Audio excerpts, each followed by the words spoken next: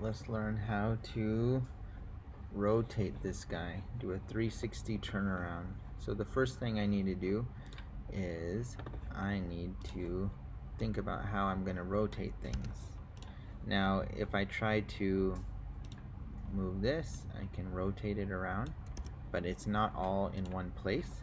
So what I'm going to do is I'm going to grab everything in here that is not a light, alright, but everything else, and I don't want my camera. I'm gonna select, oh, I don't want my limbo either. And I'm gonna select my arms, and if I miss some things, that's okay, but the last thing I'm gonna select is my body. Alright, so I selected almost everything. I think I'm missing this thing right here, and then I need to select my body last. Alright, and now I'm going to go to object, and I'm going to parent objects. What that does, if you notice, that puts all of that geometry underneath the body. So that means if I select the body, I can rotate everything together. Right, and you're gonna learn more about, that's called parenting. You're gonna learn more about that in another lesson. I already have my light set up. I have 2 area lights, and so I'm gonna go to my animation right here, and I want to set up my camera. So I'll go here,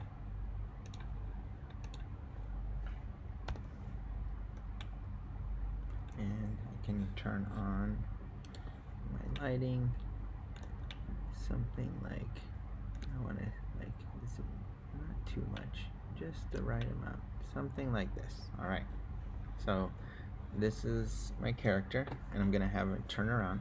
So now I don't want this, I want this to be 100 frames.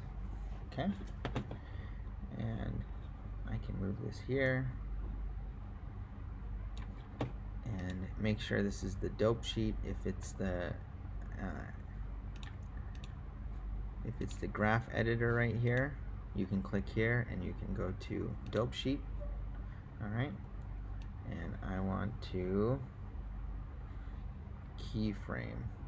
Now keyframe is saying my selection here is going to, it's going to remember the position of something at a certain time, and we'll explain keyframes later, but this is just a basic idea. So I'm gonna rotate my Z axis here, so I'm gonna put a keyframe 0 on Z, and that puts a keyframe. You're gonna see it right here, and then I'm gonna go to 100, and then I'm gonna go 358. I don't want 360 because I want it to loop around, and then I'm gonna click here, and it didn't do it. Try again. 360. Click. There it goes. It's on there. Alright, and you're gonna see that now this guy's turned around, and he kind of ends here. Alright, and what I'm gonna do next is I need to actually render this out as a video. I'm going to be using Eevee. Everything is fine here, and I'm gonna change from PNG to MPEG video, and then I'm gonna go to encoding, and I don't want to, I just want QuickTime right here. If you have PC, it might be a little, and I like H.264. We don't have any audio to add, and it's gonna run 100 frames. And so now what I do is I go render animation, and what you'll see is it's going to render each one of these frames.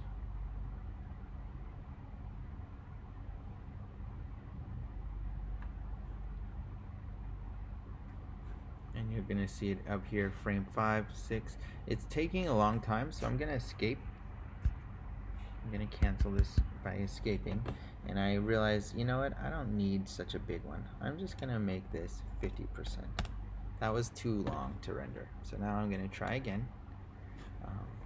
And the other thing I realized is I didn't put where my output should be. So where am I gonna keep this? I'm gonna send this to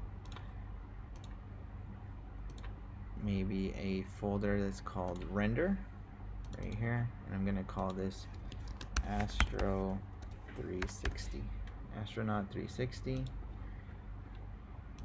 and that now it's gonna call it Astronaut 360. It's at 50%.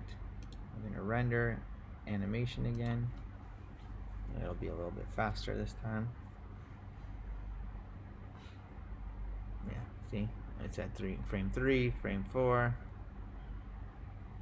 7, and you can kind of see it moving slowly around right here along the timeline.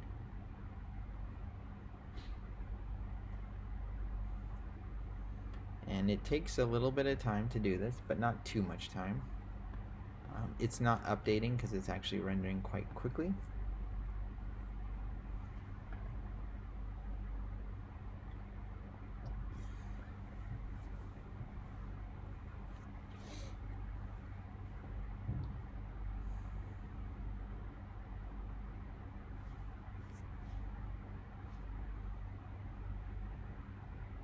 You can see it turning around here.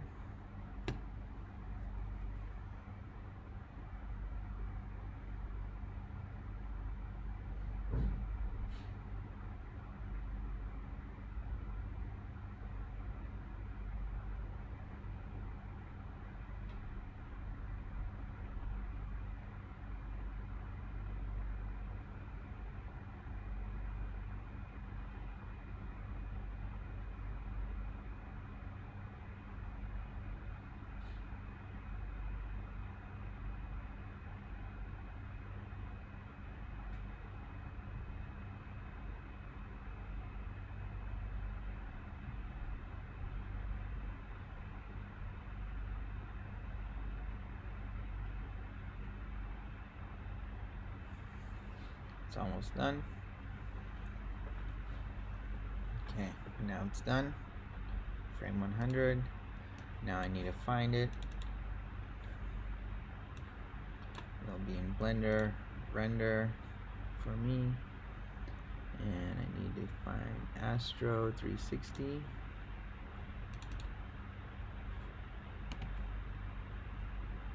It was kind of nice little 360. And if I want, I can go to View, Loop, and it should render it and play it for, it's just going to keep playing it over and over again. And that's how you render a 360.